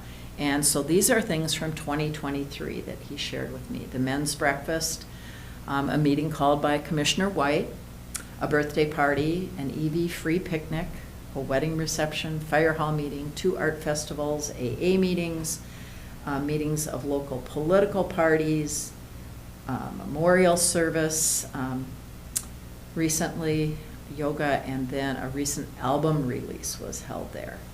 And so again, there is work that needs to be done at this town hall. Stairs, foundational work are some of the things that were brought up at the recent meeting that Commissioner White was at, and those are items that are listed in our capital improvement plan, or CIP. New things have been done at the Hovland Town Hall since just the original structure. We have a playground, there's a covered pavilion or picnic table, and this year they collected $610 in fees for rentals, and so they have a bank balance currently of $2,371, and just like Colville, the biggest expense is heating, $240. And to give you an idea of the charges that they have, they charge $20 for a citizen to use it, with an additional $10 during the heating season. So they try to pick up and help for that heating charge. $30 for a party. Last year they had, for example, a graduation party there. And then $50 for the art festivals. And that would be for any type of event where somebody's going to make money. So again, Colville and Hovland are both owned by the county because no one has come forward to create recently a township. Certainly, if there is ever a group of citizens that want to do that, they are able to. And Commissioner Storley wanted to encourage citizens to feel free to come to other township meetings in the West End to see how they operate, to learn about rental policies and fees. And there's a lot of information on the West End town halls that's actually online. But I think if there ever is a group of interested citizens, that it would be really beneficial for them to go to town hall meetings in the West End. So if citizens are interested, there are lots of other townships besides here in Cook County, a little over, 1779 to be exact in 2023. And there is an organization just like Minnesota Association of Counties. There's the Minnesota Association of Townships, and they have a manual which you can get to help you learn more information about how to act as a township, how to get grants, and how to access resources. And they have a really wonderful website and talk about what are all the steps to becoming a township, and then what are the resources. And here you can see the services and support that they provide. You can also get grants through IRRR, and they have a cultural and tourism board where you can apply for grants. And so townships, along with cities and nonprofits, tribal governments, and government entities can go to IRRR for these grants. They range in value from $2,500 to $30,000 and do require a match. But they have all kinds of money available for projects.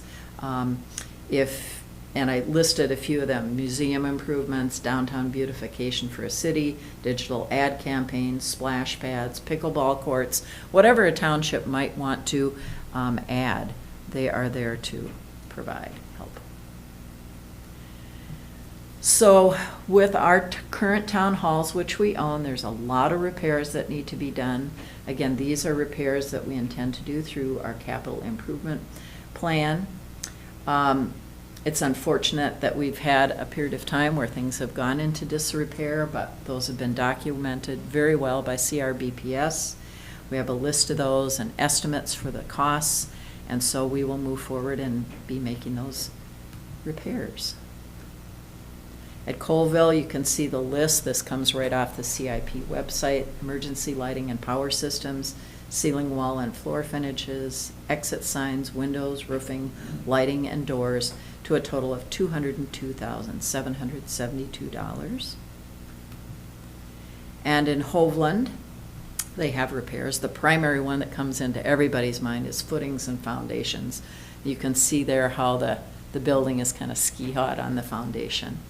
And also exterior siding and insulation, worn wall and floor finishes, the partitions, roofing, stairs, and doors, coming in at a cost of $209,556. And so the issues and concerns that have been brought forward are some concerns about county oversight on the work that goes on at town halls. Sometimes the county is doing those projects, sometimes it's individuals who have been doing it without county oversight. County has not received the funds. The funds are in checking accounts held by those citizens that are taking good care of our facilities. But I did check with both Brian Silence and Brady to see if money was ever sent back to them for things that have been done, work that's been completed, and they have not received funds. There's also an inconsistency in the way we collect data. Dan and Arvis collect information differently than, let's say, the community center collects information. So it might be nice to have a consistent way, a consistent method of what do we collect and how do we store that information. And then I think the biggest issue is liability. When a facility is rented, you have to have some evidence of insurance. And we're sitting here and we have no evidence of insurance by users in Colville or Hovland. MCIT would not be happy with that. So we need to figure out a way how to make that happen. The renter has to have Correct. insurance? And that's the case for the community centers? Mhm. It is. Mhm. makes sense, I just was, I never thought of it. Yeah. So if you Commissioner have a White. birthday party there, you need to have liability insurance? No, at the community center, only if there's alcohol involved. Alcohol, right. How about I'm talking about at a town hall, if you're gonna have a birthday party, use the facility for a birthday party or a benefit or something, you have to have the person or entity renting the space needs to have liability insurance? I think what Commissioner Sullivan is referring to is the county's policies for renting the community center. We don't Right. have, and she's saying we don't have policies for the town halls. It's They have generally kind of their up to- own system of doing things, but no policy. So typically you pass the insurance on to the renter because they're the one using the building and, or, you know, whatever they decide either puts it at risk or keeps it safer, right? So, we typically would have a renter, hold the insurance policy. And they are insured, but they're insured through us, those Correct. buildings are. And that is kind of a conflict because if we're not participating in the operations in that building, we're not there to, you know, set rules about how people use the facilities. They could get damaged, people could hurt themselves, all those kind of things. Those are the things I just see that need to be cleaned up, you Yeah. know? And I think when, sorry, but what I've been thinking about is use agreements and, you know, sitting down with the folks who have been using these town halls forever and talking to them about how it's worked for the community, and then trying to, put that in paper form and make sure that the county knows how it's being used and there's reporting back and forth and that kind of stuff. And that's also how those places will stay in good shape, is because you'll have the communication between the town halls and the county. It's an idea. Commissioner Mills. Well, that burden of liability insurance on a renter is significant. And so I start thinking about like somebody using the dog park or the horse park or the playground at the Mhm. community center. Like, there must be a mechanism there must be a way to not have that burden on the renter, isn't there? Or is that, I guess there's no renting of those facilities. It's just a use, but Yeah, it's more like a Yeah, license. there's a difference between use of a facility and renting the facility, correct. But I think the main thing is we need to get this cleaned up, Mhm. explore it, and get some policies in place that will protect us. I just want to clarify, because I don't think the community center, if you rent a room for a meeting, and it's a personal meeting, it's not open to the public, Mhm. you don't have to have liability insurance to have that meeting there. Mhm. Now, if you rent it for a wedding, And that's, and you want to serve alcohol, yes, you do. So it's not necessarily you want to have a gathering. Right. Rent it for, and you pay for it still. and there are differences. One of our town halls allows alcohol, another one doesn't. So it's just coming together and getting something that's consistent, Mhm. you know? In the event Commissioner- of, oh, I'm sorry. Oh, the Commissioner. question about the Hoagland Town Hall. If you're going to have alcohol, I've never been at one where anyone's had alcohol, but it's been, really? You need to have proof of liability insurance. You need to get it, and I think Right. that's been well understood through the years, Right. that if you're going to have alcohol at the Hoagland event, then you need to have. Right. So it's just getting these policies written down, systematized. There's no county oversight of that currently. Right. We don't get a copy of that insurance policy.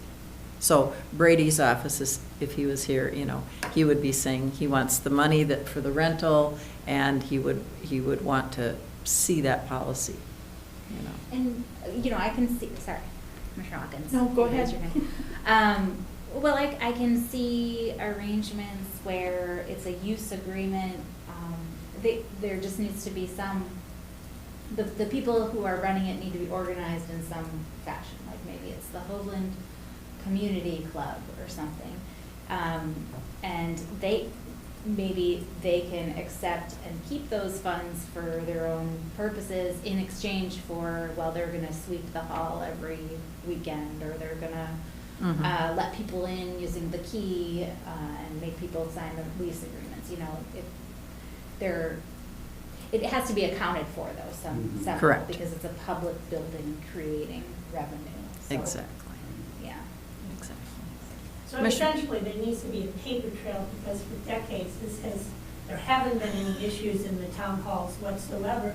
And you look at, there hasn't been vandalism, there haven't been private parties, there haven't been, in the middle of the night. And everyone cleans up after themselves, there are volunteers that take care of the spaces, but now we need to have a paper trail to, Well, we really should have for some time, for MCIT. It sounds like these very generous, responsible neighbors of yours have been keeping the building, you know, safe and keeping it, operating it so everyone can benefit from it.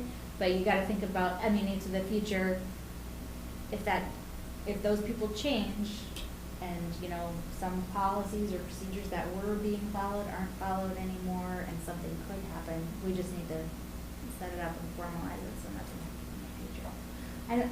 It sounds like it's working really well, and I don't think anyone wants to disrupt that necessarily, but to formalize Right. your arrangement. I do wonder, like, in the instance of a birthday party, and I agree, I mean, I don't think we should be creating barriers to the No. use of those buildings. On the other hand, if somebody does have a birthday party there, and in the process, the birthday candles on the floor, and the building burns down, the county's on the hook to, right? I mean, it's on our insurance, the way things are currently. And is that right? Is that a good thing? I mean, should the county bear that burden? Well, if that happened, the county could then decide not to rebuild the town hall, or, you know, that there are risks to the people of Hoagland who are depending on that building too. You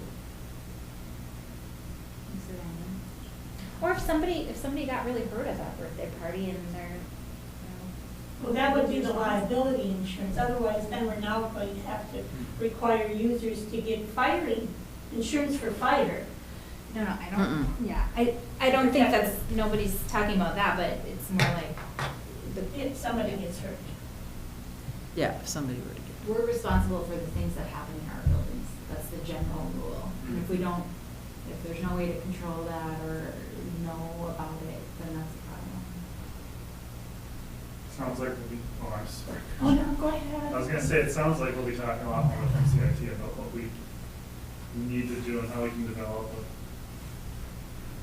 I'm a sure hopefully that. Precisely. non-onerous procedure or whatever that Right. satisfies whatever requirements. Absolutely. Commissioner So Hopkins. I had a question.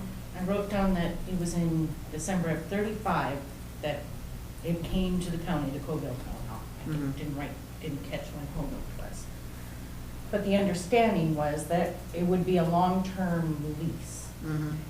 Was it ever, did we ever find that? Or know what was in it? I looked at the Okay. Historical Society, Dennis looked, we could Not, find but nothing. not at the county, you didn't ask Brady to. I asked help you Brady reference it. and I also asked Brian some questions, and there's nothing. So my assumption, I know you're not supposed to make assumptions, but, oh well.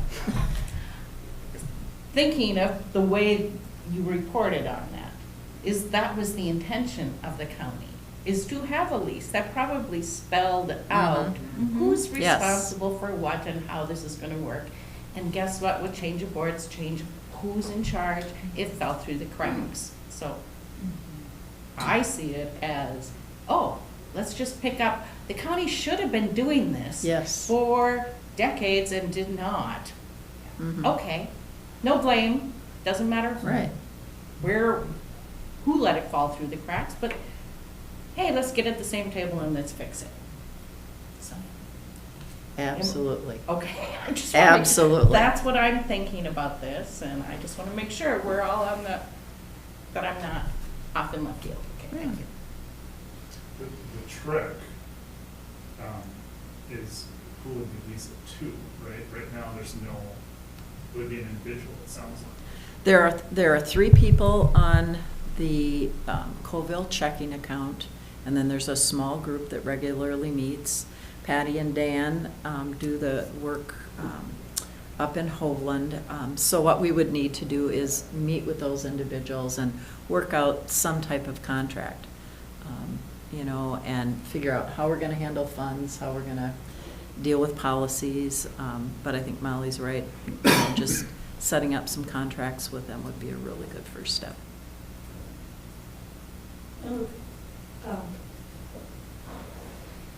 Patty and Dan Meyer do all of this because they feel it's their opportunity to give to the community. They don't take a dime for Right. any of this Right. involvement.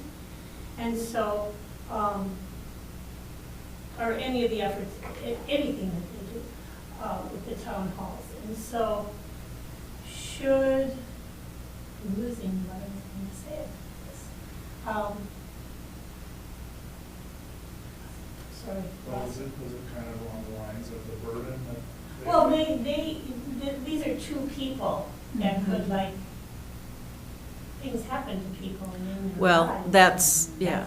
So if there were indeed maybe a Hoagland Community Club, Right. more than just two people. Mm-hmm. I mean, these two people are in the same residence. Right. That's what I was getting at with like the lease, right? You Yeah. want to have a legal entity, otherwise Correct. it's just an individual.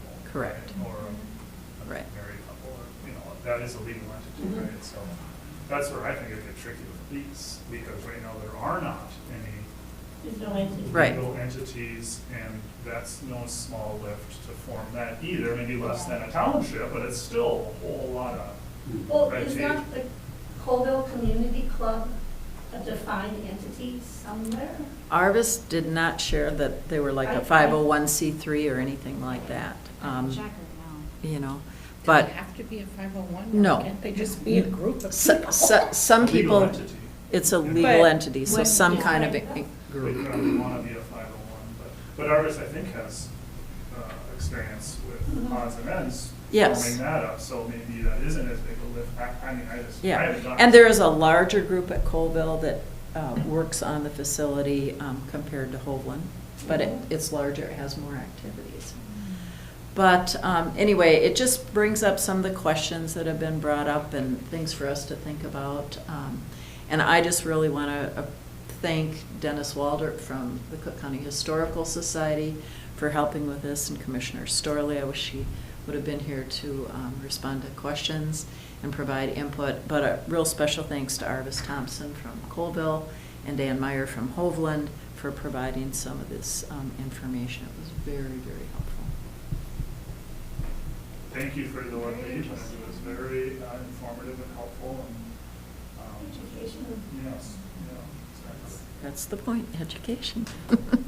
So, Madam Chair, in terms of next steps, how would you like to see this move forward? How would the board like to see this move forward? My thought, and I'm curious with other commissioners, I would really love to have just an informal meeting with Hovland and Colville people to talk about some of the issues that we've brought forward here and talk about potential next steps for getting some agreements or contracts in place. Thoughts of other commissioners? I would like to be a part of those meetings. Absolutely. Yeah? Yeah, I think it should be. Oh, definitely. Commissioner. Deb and I will be involved, that's for sure. I'm worried about putting too much on James right now, saying this is high priority when we're talking bonding and we're talking Yeah. CRP plans. Yeah. I don't know that this, on my list of 10 Mhm. things to do, yeah, it needs to be somewhere, but I don't know that it would necessarily rise. Drop everything else and get this done. Mhm. But Right. that's my opinion. I don't know how important it is. Lawyer's advice here, how important is this to get done quickly? I see this as one of, a lot of different projects that I've encountered where we're just kind of trying to professionalize what we're doing here and put it into writing, and things are operating well. But I think we should get it done in the next year. I think that would, and I think that's a realistic timeline. I'm hoping that's a realistic timeline, that these issues aren't super complicated. And I don't think the biggest part of the burden is on me. I think a lot of it's going to fall to Molly. And we just had a Who doesn't community have center anything to do. meeting. Uh-huh. I am so impressed by the work of Sarah and Yes. Leanne up there. And guess what? They've gone through their agreements with different groups that Yes. are using the place. I think that's an excellent place to start of how do we make sure Mhm. we're all on the same page of whatever expectations are, whether it's the tennis group or it's a horse The group. hockey. Yeah, Yep. I mean, all of these agreements, so I would encourage. I have already That contacted packet Sarah. is somewhere, I can, it's online, I think. Yeah. Good- Sarah good did a resource. great job of also collecting data from the last year, how is the facility used, and so I think it provides a really good framework for us. Absolutely, It really does. Madam Chair, one thing I'd like to say for the record regarding Sarah and Leanne, you're exactly right, Commissioner Hawkins, they've done a great job. But we are still in the mode of trying to reduce their scope of work because all the things that Diane would have had going on, it was just way too much. And we don't want to burn out Sarah. Yeah, no, I don't think she needs to be part of this, but. Right. She's done the work, look at what she Yeah. did. Yes, and we have. Totally Yeah. agree, but I want Yep. to be clear on the point that we're not looking to put any of this management onto Mhm. Sarah's plate. Oh, no. Because she's got enough. Yeah. already. Yeah. Absolutely. Yeah, and I think management is something to think about, because once these agreements are in place, somebody has to look after them and make sure they're being followed. Mhm. That's always an additional burden. Absolutely. Commissioner I would White. suggest that we look for warmer temperatures so we don't have to turn on the heat.